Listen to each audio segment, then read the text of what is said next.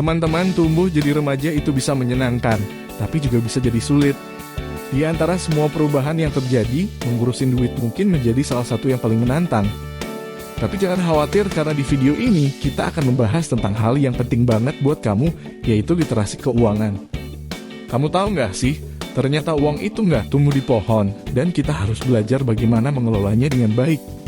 Nah, ada 5 hal penting dalam literasi keuangan yang bisa membantu kita membangun masa depan yang lebih baik secara finansial. Yuk simak video ini sampai habis untuk tahu tips-tips mengenai literasi keuangan untuk remaja. Pertama-tama, mari kita bicarakan tentang perbedaan antara kebutuhan dan keinginan. Bayangkan kamu sedang berada di toko dan kamu melihat sepasang sepatu yang sangat bagus. Tentu saja kamu merasa ingin membelinya. Tetapi apakah kamu sebenarnya membutuhkan sepatu itu? Atau kamu cuma pengen punya supaya terlihat keren di antara teman-teman kamu?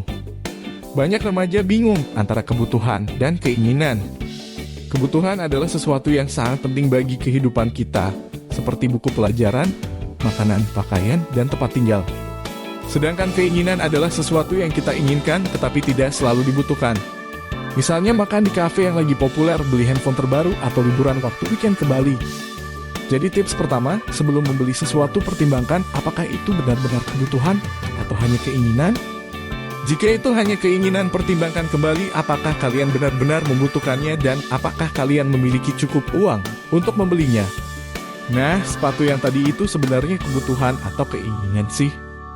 Sekarang, mari kita bicarakan tentang anggaran. Orang tua kamu mungkin memberikan uang saku secara rutin buat kamu. Ketika memiliki uang, rasanya mudah banget untuk menghabiskannya dalam waktu singkat untuk hal-hal yang tidak terlalu penting. Padahal masih ada hal lain yang lebih kita butuhkan.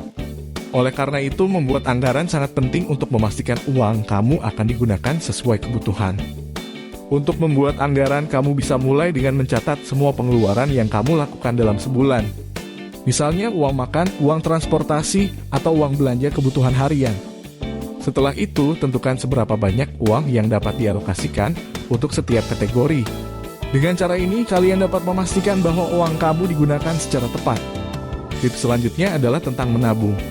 Bayangkan kamu ingin membeli hadiah ulang tahun untuk gebetan kamu, tapi uang saku kamu nggak cukup untuk membeli hadiah yang kamu pengen.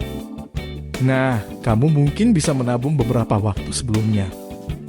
Jadi, saat gebetan kamu ulang tahun, kamu sudah punya uang yang cukup untuk membeli hadiah tersebut. So, menabung itu artinya menyimpan uang saat ini untuk keperluan yang lebih penting di masa depan. Sebagai remaja, kamu mungkin belum memiliki penghasilan tetap. Saat kamu mendapatkan uang dari orang tua, jangan langsung mengeluarkan semua uang itu untuk membeli barang-barang yang tidak kamu butuhkan. Alih-alih, cobalah untuk menyisihkan sebagian uang itu untuk ditabung di bank.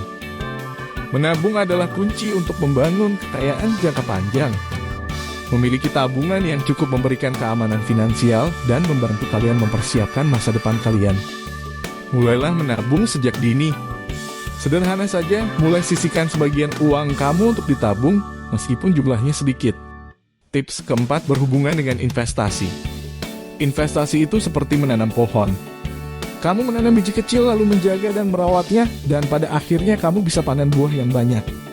Nah, investasi juga seperti itu. Kamu menyimpan uangmu di tempat yang tepat, dan setelah beberapa waktu uangmu akan bertambah banyak. Meskipun terdengar rumit, investasi sebenarnya dapat dimulai sejak usia remaja. Sudah dengar cerita Warren Buffett?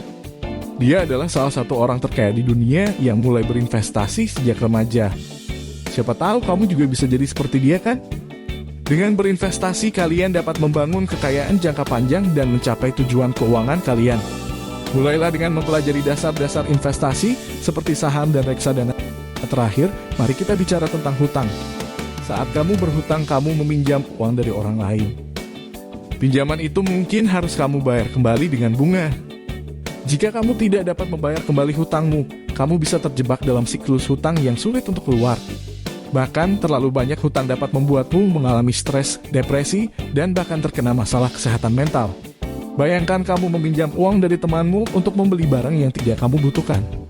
Kamu berjanji akan membayarnya kembali dalam beberapa minggu. Tetapi ketika waktu pembayaran tiba, kamu tidak memiliki cukup uang untuk membayar kembali hutangmu. Kamu meminta temanmu untuk menunggu, tetapi ia membutuhkan uang itu untuk kebutuhan lainnya. Sekarang kamu berada dalam masalah, dan kamu mungkin harus meminjam uang lagi dari orang lain untuk membayar hutangmu. Kita sering melihat orang lain menggunakan barang yang terlihat keren di media sosial, dan akhirnya kita juga ingin memilikinya. Tapi perlu diingat, banyak dari orang-orang itu yang hanya menunjukkan sisi baik dari hidupnya di media sosial. Mereka mungkin saja punya hutang yang besar hanya untuk membeli barang-barang yang terlihat keren. Hutang itu kayak tikus. Kalau dibiarkan beranak pinak, bisa bikin rumah jadi kacau. Oleh karena itu, sebisa mungkin hindari berhutang. Apalagi kalau hutangnya bukan untuk kebutuhan yang penting, tapi cuma buat membeli barang yang sebenarnya nggak dibutuhkan. Nah, itu tadi penjelasan tentang literasi keuangan untuk remaja. Jadi, teman-teman, jangan lupa untuk mengatur keuangan dengan bijak, memisahkan kebutuhan dan keinginan, dan tidak tergoda untuk membeli barang yang nggak penting. Mari juga mulai untuk membuat anggaran menabung, berinvestasi, dan menghindari hutang yang berlebihan. Ingatlah selalu dengan mengatur keuangan dengan bijak, kita bisa mencapai impian kita di masa depan. Semoga video ini bermanfaat bagi kamu semua. Jangan lupa untuk subscribe channel ini untuk video edukatif lainnya. Terima kasih telah menonton, sampai jumpa lagi di video selanjutnya.